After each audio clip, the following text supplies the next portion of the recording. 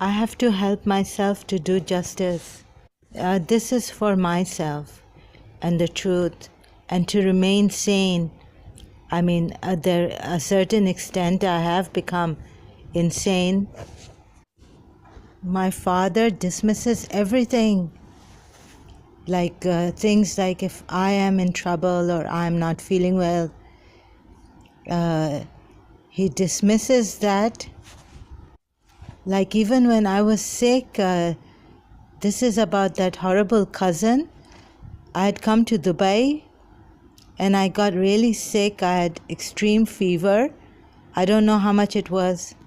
I was a kid, and my cousin was sent to see me when I'm sick or something. He said he's come to see me.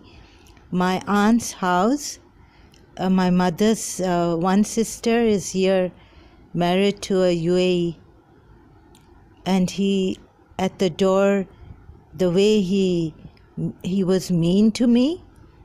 Now get up, and things like that. I don't know. Excuse me to clear my throat.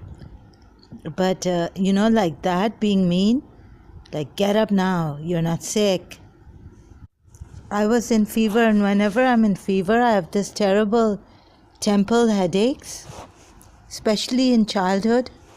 And right now, due to extreme disturbance and shock that my father has denied the wrongs his mother and his sister did, excuse me, this is a message. I get this, feeling that someone is drinking alcohol. Someone has been trying to make me go crazy. I have to believe in this. I was not born crazy. I was born by a dua, a prayer by Allama Rashid Turabi, to survive the black magic and the negligence and torture my mother had to go through when she got married, and the loss of my infant sisters. I lost my eldest infant sister, Farah.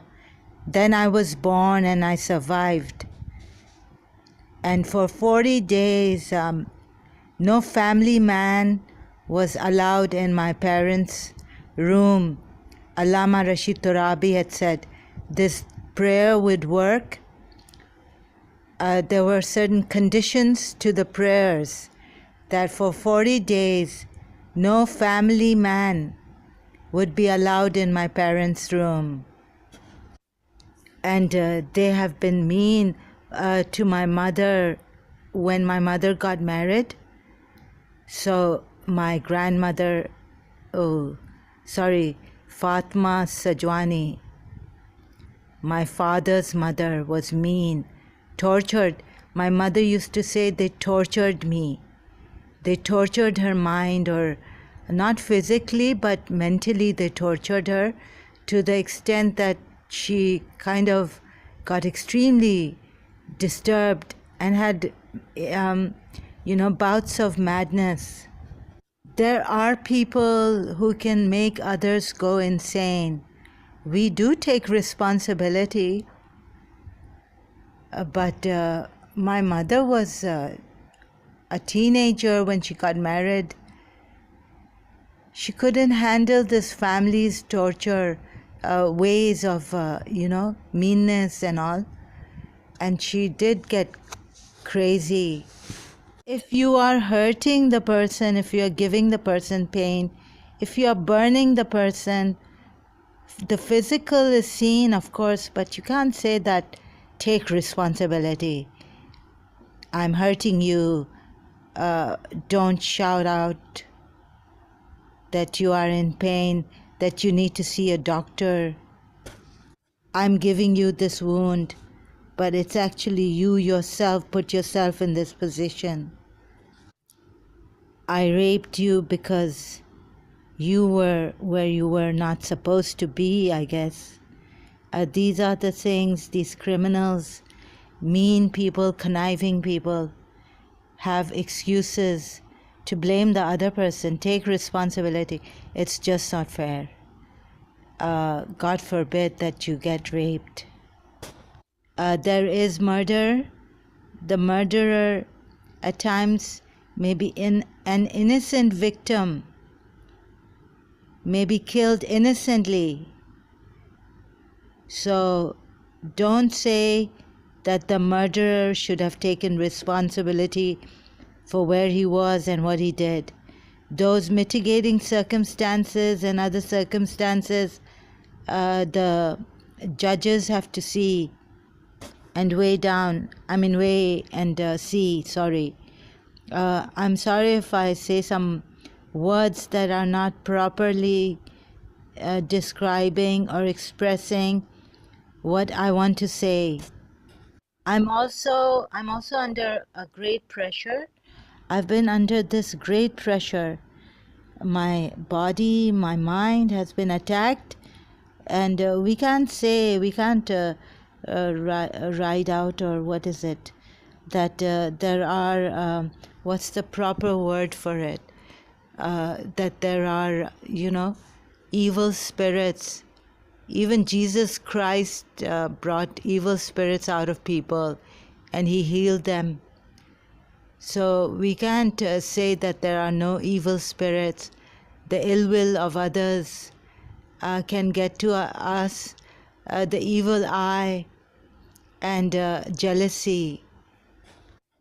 I regret having, due to justice and that my mother would be just calm down, I had to defend my father. But actually, all this while I knew, which I didn't say when she was alive, it is with greatest regret that it wasn't my mother's fault. It was firstly this grandmother, her mother-in-law's fault, and the mother-in-law's daughter's fault, Zakia. So this time, right, I told Sabia that I was not invited I was not even called, not even a call when I came to Dubai to Zakia's someone's daughter's wedding or someone's wedding, child's wedding. And so she said, no, Zakia can never be like this. So I kept quiet because she's in that family. I didn't want to ruin the relationship or the feelings between them. I may be dying, I'm under pressure and I get really shocked. I mean, you see, this is what they wanted. They wanted my father to hate me. My mother had prayed that my father would get a child who would love him. So this love for my father, being more drawn to my father, and as a baby being a father's daughter, all the credit goes to my mother and her prayers that he would love me and leave the things that he was doing at that time, going to dancers and all. My mother was one of a kind, that she had some taqwa, some fear of God. Born in Sharjah. Every time she traveled, she told my father that she had to lie. She wasn't for the money. She was a very generous lady. When she was well, she was very generous. Very generous.